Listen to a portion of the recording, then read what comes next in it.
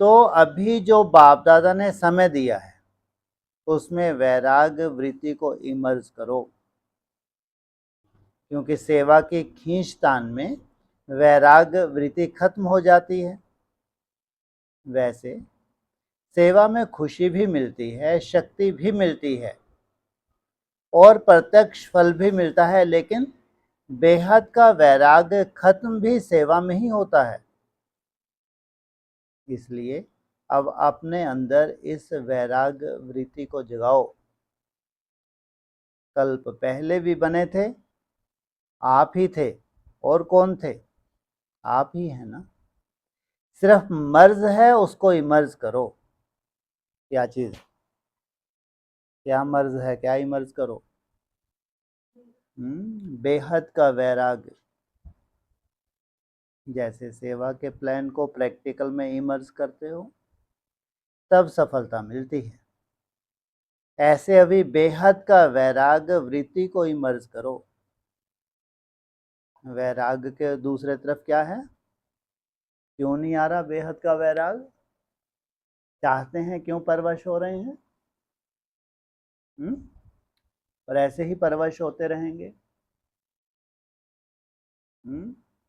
बेहद के वैराग तरफ क्या है, क्यों परवश होते हैं? तो ये सर्टिफिकेट दे लो कि ऐसे ही परवश होते रहेंगे, कितने भी साल मिल जाएं यही दशा रहेगी।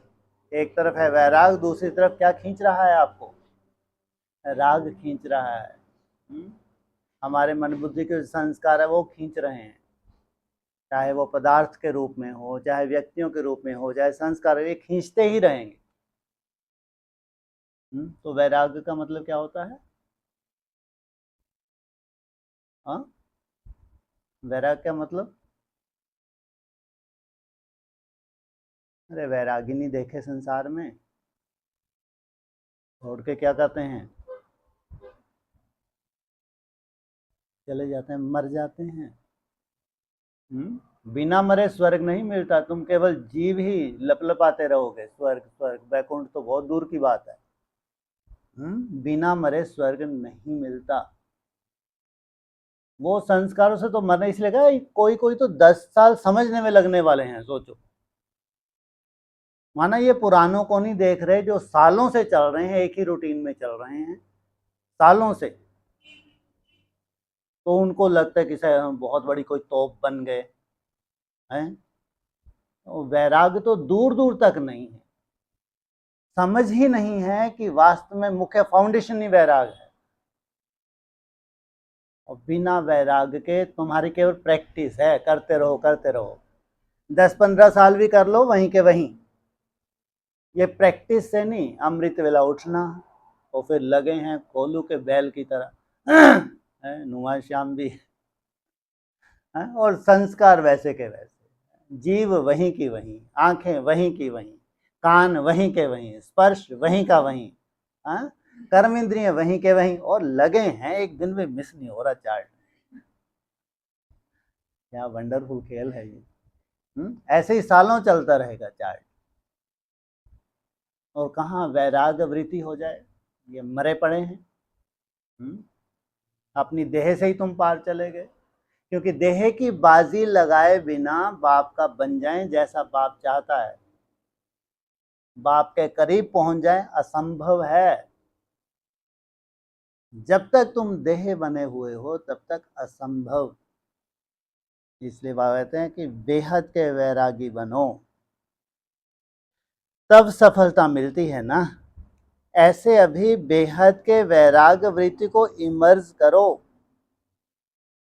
चाहे कितने भी साधन प्राप्त हैं, और साधन तो आपकी दिन प्रतिदिन ज्यादा ही मिल रहे हैं, लेकिन बेहद के वैराग वृत्ति की साधना मर्ज नहीं हो, इमर्ज हो।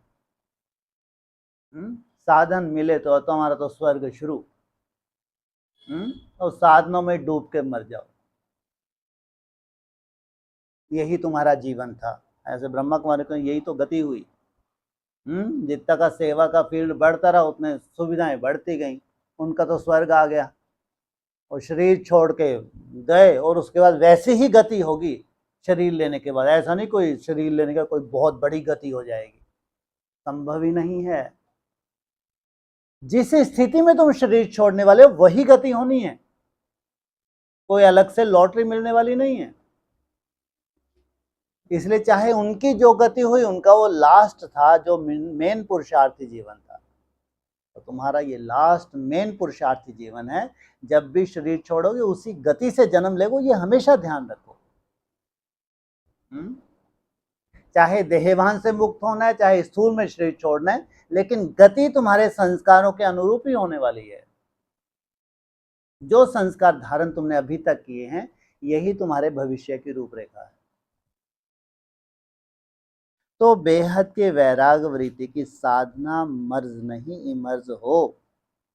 साधन और साधना का बैलेंस, क्योंकि आगे चल करके प्रकृति आपकी दासी होगी। क्या होने वाला है? ये प्रकृति भी क्या हो जाएगी तुम्हारी? कौन सी प्रकृति पहले तुम्हारी दासी होगी? ये तुम्हारा स्वभाव संस्कार तुम्हारे अधीन हो जाएगा। अभी तुमको क्या करता है? ये परवश करता है, फिर ये तुम्हारे कंट्रोल में रहेगा। ये सत्कार मिलेगा, स्वयमान मिलेगा, लेकिन सब कुछ होते भी वैराग वृत्ति कम नहीं हो। वैराग वृत्ति कम नहीं है तो तुम्हारी मन बुद्धि कहाँ लटकी रहेगी? कहाँ लटकी रहेगी? कहाँ से चेकिंग करें? चाहे आत्मिक स्मृति चाहे बाप में कोई कमी नहीं आने वाली, कोई कमी नहीं आने वाली। इसका बहुत गहरा संबंध वैराग वृत्ति से है। तुम्हारी याद का संबंध बहुत गहरा संबंध है।